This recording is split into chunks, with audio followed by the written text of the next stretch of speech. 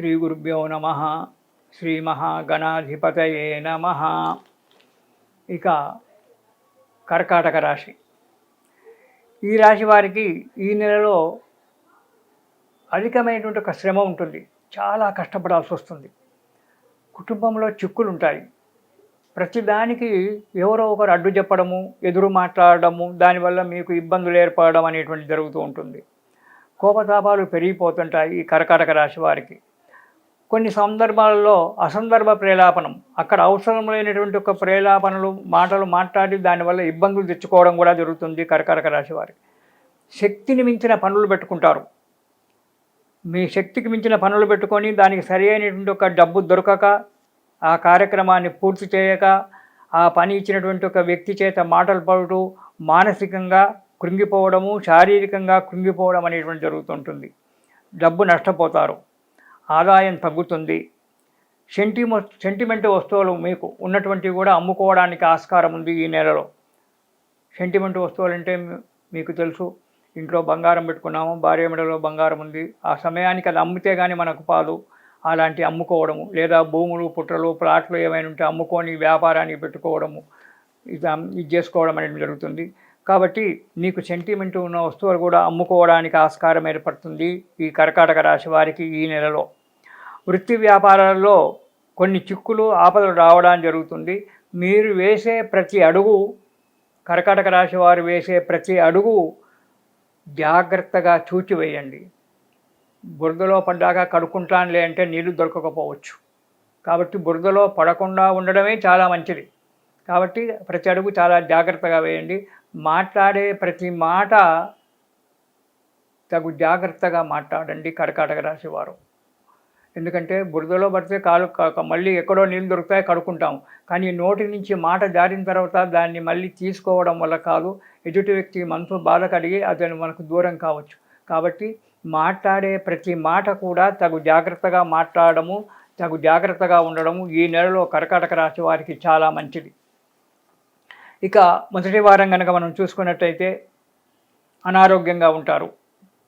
ఎప్పుడు మనోవిచారము, ప్రయత్నించిన ప్రతి కార్యం కూడా భిన్నం కావడము, ఏ కార్యక్రమం కూడా ముందుకు సాగకపోవడం అనేటువంటి జరుగుతుంది. దానివల్ల డబ్బు నష్టపోవడము, మీకు సంబంధం లేనిటువంటివి, మీకు ఎలాంటి సంబంధం లేనటువంటి ఒక కొత్త వ్యక్తులు మీకు పరిచయం కావడానికి ముందుకు వస్తారు. చాలా జాగ్రత్తగా ఆలోచించి వారితో పరిచయం ఏర్పరచుకోండి. కొత్త వ్యాపారాలు కూడా ఆలోచించకపోవడం మంచిది.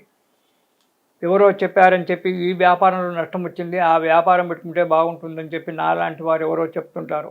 కానీ వెంబడే మీరు దాని గురించి ముందు కడిగేయకండి. చాలా జాగ్రత్తగా ఆలోచించండి. అది అతనికి సాధ్యమైందేమో, అతని గ్రహచారం మంచిగా ఉండి ఆ వ్యాపారం అతనికి మంచిగా ఉండొచ్చు. అతనికి మంచిగా ఉందని మనకు మంచిగా ఉండాలని లేదు. కాబట్టి జాగ్రత్తగా ఆలోచించి కొత్త వ్యాపారంలో అడుగు పెట్టండి.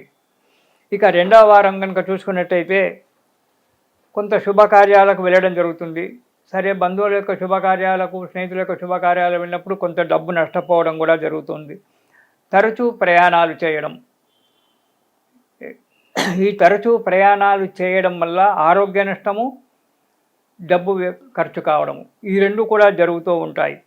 దీంతే కాకుండా దుష్ట సహవాసం ఏర్పడుతుంటుంది. మీ బాధలన్నీ చూసి ఎవడో ఒక దుష్టుడు దగ్గరగా వచ్చి మీకు ఇది మీ మద్యం తాగితే బాగా ఉంటుంది, అది తాగితే మీ బాధలు మర్చిపోతారు, ఇది చేస్తే మీ బాధలు పడతారు అని చెప్పి దుష్ట సహవాసం చేసి అదొక కొత్త దురలవాటు నేర్చుకోవడం అనేటువంటి జరుగుతూ ఉంటుంది.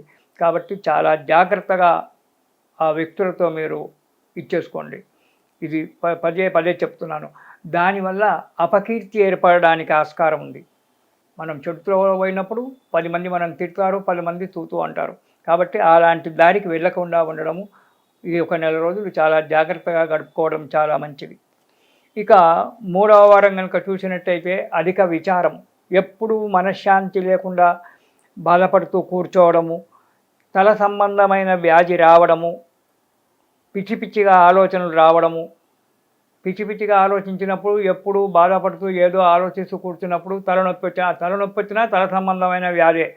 తల సంబంధమైన వ్యాధి అంటే ఏదో అని చెప్పి పెద్దగా భయపడకండి.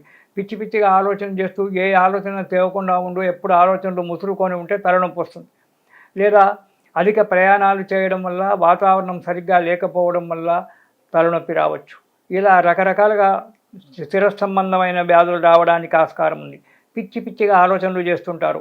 అలాంటి ఆలోచనలు కట్టిపెట్టండి.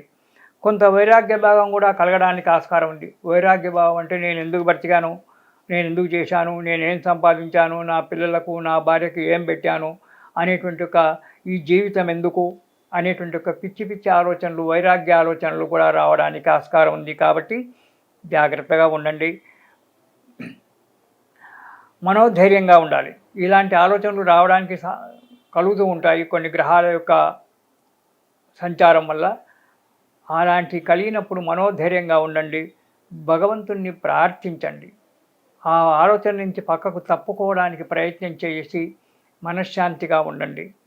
ఇక 4వ వారం కనుక చూసినట్టయితే యత్నకార్య భంగము.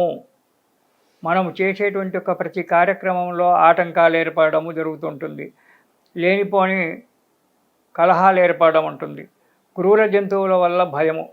క్రూర జంతువు అంటే ఈరోజు మనకు సిటీలో ఉన్నప్పటికైనా కుక్కలు అనేటువంటి బాధ ఎక్కువైపోయింది. కుక్కలు అవి కూడా క్రూర జంతువే.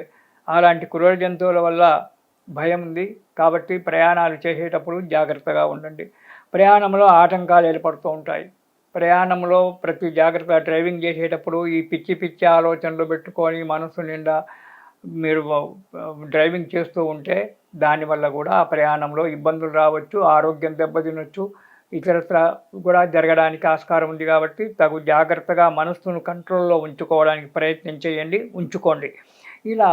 ఇలాంటి ఒక అవకాశాలు ఉన్నాయి కాబట్టి తగు జాగ్రత్తగా ఈ కర్కాటక రాశి వారు ఈ నెలలో మసలుకోవడం చాలా మంచిది. ఇలాంటి ఆలోచనలు కనుక అన్నీ ఉన్నాయి కాబట్టి దీనికి మీరు దక్షిణామూర్తి స్తోత్రం చదవండి. ప్రతిరోజు కూడా దక్షిణామూర్తి స్తోత్రం కనుక మీరు పారాయణం చేసినట్టయితే ఈ ఈతి బాధల నుంచి వచ్చేటువంటి ఒక కష్టాల నుంచి తప్పుకొని సుఖంగా సంతోషంగా జీవితాన్ని గడుపుతారు. ఇది శుభం.